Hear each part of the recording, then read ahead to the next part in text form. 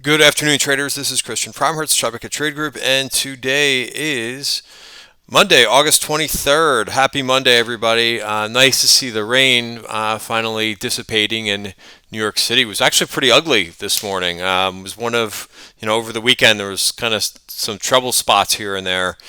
Saturday night was probably the most rain. Sunday was spotty but kind of consistent all day long. And then when I woke up this morning, the wind was whipping around, and I was like, "Oh, geez, not a good sign." But looks like we're dry now, so that's a good thing. So regardless, let me get to the video for the day. Risk disclaimer in front of you: everything that we're going through is for information purposes only, not giving out any advice or recommendations. Everything that we're talking about here is for education purposes. If the video is blurry for any reason, it's because the reason is YouTube takes a while to render the high definition video. So let's begin with the performance for the day. Very strong. Was led by the micro caps and the small caps. Kind of a flip around of what we saw most of last week, and the lagging performance of the small caps. Well, those are leading a little bit. And of course, whenever we see that with the small caps leading, you know that the market breadth is going to be stronger, right? There's just a lot more names, obviously, in those indices, so it's going to drive that. So the bottom left of my screen is the indicator that we use, which puts some volume behind the advancing names. And when you see it that dark green, it usually means breadth is pretty strong. Very easy to use, and obviously the numbers go higher and higher depending on the volume that's associated with it. If you look at the overall for the Dow, kind of look over here, you had 21 advancers, 9 decliners. Very nice for the S&P, 352 advancing, 151. And again, look at the disparity here between the advancing names and the Nasdaq. 2276 versus 623 declining. The micro caps were up 2.8% for the day, which is a huge move. The small caps were up 1.9%. Qs were also up decently for the day, and they actually rallied the most next to those micro caps. That was up 1.5%. Remember, when we kind of came in today, the Qs Nasdaq futures were only up about 25 basis points, so they actually made a real nice move once the market opened. S&P, no slouch there, up close to 1% for the day. And the VIX moved back this morning, down 7.6% for the day, and that got you back to the 17 handle, low 17s now in the VIX. Pretty crazy, right? Considering where we were just a few days ago in the market. Thursday, things looked pretty ugly. The sentiment, of course, got washed out, and Friday was a nice reversal day and carry through. So I think from a lot of traders that do their homework over the weekend. What kind of stood out to me is just where we finished on Friday. There was just a lot of growth names, a lot of software names that just looked like they were ready to go and kind of continue on Monday. Of course, we never know what's going to happen, over the weekend and so on and so forth. But it just looked like the potential was in place for another strong day out of growth names following Friday. And what also surprised me too is just how many names that have reported earnings, strong earnings, and we put together, and we continuously add to it at Tribeca Trade Group, but we have a earnings list, and both gap up names as well as strong earnings names, and just pouring through some of those names, on Friday and over the weekend, some of which I put out on Friday on Twitter. But it just looked like a lot of names kind of consolidated and started to turn back up again on Friday, either after a big gap up day or just strong performance. But a lot of gap up days. Like, so for example, what I was a couple names that I went long was Team, right? This had some nice follow through. So here was the gap up, for example, consolidating, be patient, just set an alert, wait for the alert to go off, and there it was. And you could see this specifically on the 1 hour chart. I actually felt like I got a little bit fooled with this, and I think I talked about it in one of the videos where it hit my alert, to go long, and 339, and I did have a downside. I always have stops in place, soft stops, but it got close to that stop, and I said, you know what, just be a little bit more patient with it. Sometimes these things will just want to consolidate a little bit longer, and then the second time it went, you had a really nice move.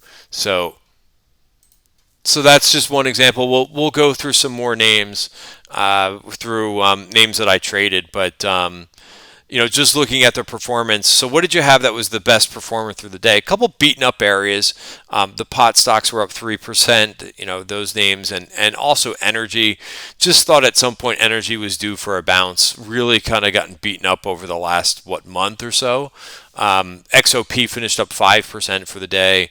Biotech had a really nice day, helped by that small deal that was announced, Pfizer and was it TRIL?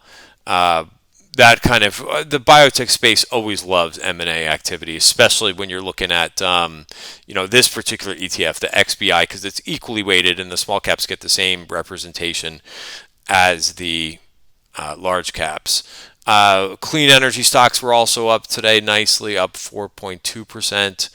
We mentioned energy, but you could see there's a lot of groups that were up, at least 1.5% for the day. So really, really good participation. One of the things that I wanted to mention, because I talk about this a lot, or have talked about this a lot when there's poor market breadth, but you could see it was just a little bit easier today, trading wise, right? And that's because the wind is at your back on days like this. There's a lot more areas participating. So even if you don't, get everything right, and even if you're not in one of the best performing groups, you could still make money on days like this because there are just a lot more advancing names than they are declining. It's an easier environment when this happens. Let's take a look at a couple charts. Let's start with the S&P. Right, we did get above that. There was no question here in the first hour of the day. This is always kind of where I start the week. And depending on your time frame, my time frame for trading is I'm either a short-term swing trader, medium-term short. I'm basically a swing trader. But depending on how the market is, I kind of move back and forth with some time frames. I mentioned in the weekend macro video, I've been more of a short-term swing trader over the last couple of weeks as this market has been a bit choppier. But there's your VPOC reversal from where we were on, what was this, Thursday morning, and a nice move there. We kind of stalled out a little bit. So here's where I was. So what I look at every week is we get a new value area. That value area is based on the market profile from the previous, from the previous week. Sorry to click on that by accident. We'll just do that again. So the market profile, the value area, is based on the market profile from the previous week. That always gives us a nice support resistance level for shorter term trading. And 44.59 was a level that we needed to get above. And like I said, there wasn't much question to that. The very first bar on the open, we got through that. And just like that, how quickly things change, but out to new highs. So, it really pays, I think, to I was talking to some people last week, and I was saying it just pays not to get both super bullish and super bearish, right? The doom and gloom that comes out from a lot of people, it just to me doesn't pay to get too negative. I tend to be a little bit more optimistic, but I'm always weighing what's going on in the market and risks and so on and so forth. So that's the S&P. Also the Nasdaq, just a powerful chart. We went over this chart.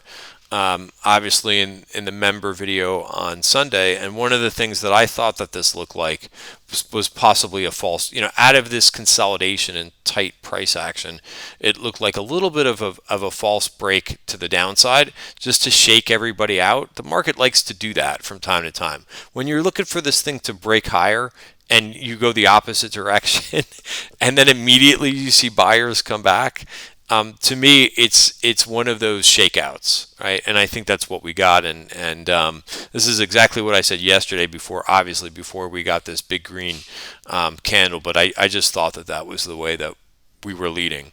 Let's look at IWM really quick too. We are now inside value, I believe, for IWM. Right? Again, still a tough chart. I'm not a fan of this chart. I don't like how this is shaping up on the weekly. This is also something that we went through. So even though this was, and this is what this has to do to change my mind, it has to rally. But I don't like how this is below these moving averages on the weekly chart. So, the week's not over. What could change, like I said, what could change my mind, what could improve the chart is if the small caps actually lead and maybe do something similar. Maybe a false break of that 200-day moving average, but that remains to be seen. And I don't feel as confident about that as I did about the Qs. I also wanted to go over the VIX chart. We spent some time going over the VIX chart on yesterday and Sunday in the macro video. One of the things that just stood out to me is that, even if you look at this on the weekly chart, you can kind of see what I mean. Every time we have one of these episodes, or I call them bouts of volatility, a lot of times on this weekly chart, you've got a long wick on these candles, meaning it's basically just that, a short-term pickup in volatility, which is quite normal, right? People don't like to hear that, but it is normal to have some volatility here and there. It's normal to see the market go down a little bit as well as go up, right? Not just in one direction. That's kind of how a market should function and should work. So amazing that we were almost up to a 25. We almost touched 25 in the VIX, and we're down to 17. What's the percentage move of that? I can't do that in my head right now. But yeah, but roughly about a 30% move down from the highs in the VIX in just 3 days. That's, like I said, very quickly, and I think that those numbers kind of point out how that works. So we talked a little bit about sectors for the day. Yeah, interesting. The Chinese internet names, they started to go negative again, and they actually finished up 3%. We mentioned the biotechs were strong. Software names, which where I was just seeing a lot of setups, but you could see how I traded this today. And I did not do a video on Friday because we did a long member video Friday afternoon, which was roughly about an hour. But yeah, so you could see, whenever we kind of start this strong, and I've got a number of positions, even though, I didn't come into today wearing a huge position sizes, but I had a number of positions on, right? And I actually found a couple trades too from, here's our weekly watch list that we put out. We go through all the setups. If you're not a member of the Tribeca Trade Group, we go through a pretty healthy watch list, and I go through all the charts. It's about a 20 to 25 minute video that we spend, and I put all the triggers, and the triggers are based off of the MarketWebs value areas specifically. But it's a nice way to kind of set up how we're doing. Now, a lot of these alerts went off in the first 5 or so minutes, but there's some of these names that I was long coming into today. I like what's happening. I know this is not probably on the first of the list for many people, but I like what's going on in these lithium names. Right, because I was looking for something a little bit different. I was already long a bunch of growth names coming into today, so if I was going to add risk, I was going to do it in some names. I was looking at some names like an ALB, which I did buy today. I was also looking at some steel names, which I think those did quite well as well. I just chose not to chase this one. I think it started the day up about a percentage and a half, but again, a lot of charts finding support at this 20-day moving beautiful hammer bar in the 20-day moving average for STLD. And I noticed a lot of other people were talking about some of the other names. Cliffs also found support, maybe not as strong because it's not above those moving averages. ATKR is another one too that's on my radar. Nucor as well in that space. Let me just go back to this. What else? U was a name. from last week. Nice follow through for this, up another 2% after a big monster day on Friday. We got long that name in the trading room on Thursday off of this green bar. So nice follow through there. EVBG, which is, I wanted to try this name, was not a name that I've traded in a long time, but I watched this name on earnings. This thing got up to 150. I took a target there. Hubs was another name that I've been sitting long for a while since they reported earnings. I think I got long somewhere in here looking for that next leg. So that happened as well. So target in that. Target in Team, target in Hubs, target in EVBG. And again, maybe I had a little bit too many software names. Bill, I decided to get out of because again, I just had too many names on in the same group. So I love days like this where you can sell into strength. So very strong. This name reports later in the week. I think this could have some more upside to it. But like I said, I wanted to trim a couple things. Where did I get out of this one?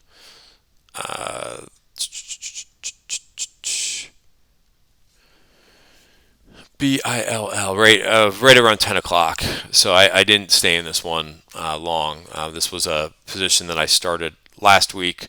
How about this DOX, huh? This is one that I think we talked about the DOX a couple times last week. I mentioned a level that I was watching in DOX on the 1 hour, right? So this thing tried to go, kind of similar to that team chart almost, started to go in the beginning of the week, moved back, but didn't move back too far, right? And then,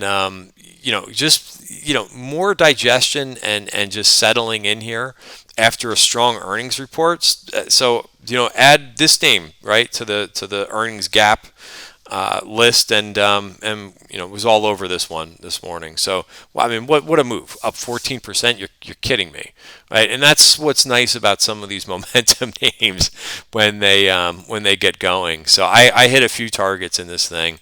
I'm holding my last piece.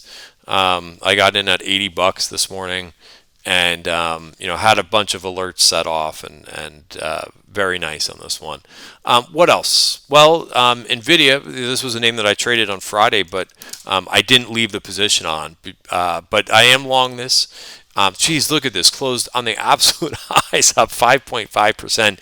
We are long this in the TTG Trend Portfolio. So it's a nice complement. I mentioned in my trading account, I do, especially like the last few weeks, I've been doing shorter term swing trades. Well, in the TTG Trend Portfolio, that's different. I'm just sitting with names. So really nice move, and a nice move overall in the TTG Trend Portfolio. We had some really nice winners, but this one just saw option activity just continuously today.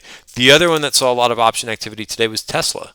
I'm guessing that this thing that's going on with GM and their battery issue is probably a positive for Tesla, but I posted this chart several times and said that there was a VPOC up here at 711. Look at that, gets right up to the VPOC and stops. So again, MarketWebs indicator charts that we use, doing a great job at telling you where to get into a trade, right? Which was the break of value, 696, called 692, and know exactly where to kind of look for this thing to get to in the short term. If you just want a day trade, or if you want a short term swing trade right now in this environment. So boom, right on the nose in terms of that. And if you don't believe me, you could go to our charts channel.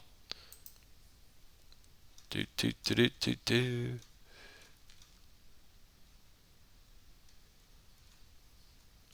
here we go. So this is at 10 o'clock in the morning. I think I actually have an earlier chart than that. That's probably in our main room. But like I said, a lot of, I could have put together a list this weekend, and this is what I said in our weekend video, that I could have had about 40 or 50 names, no problem. And you could see, I posted some in addition to what I sent out, because I like to get the watch list out. But then, of course, I added a few things.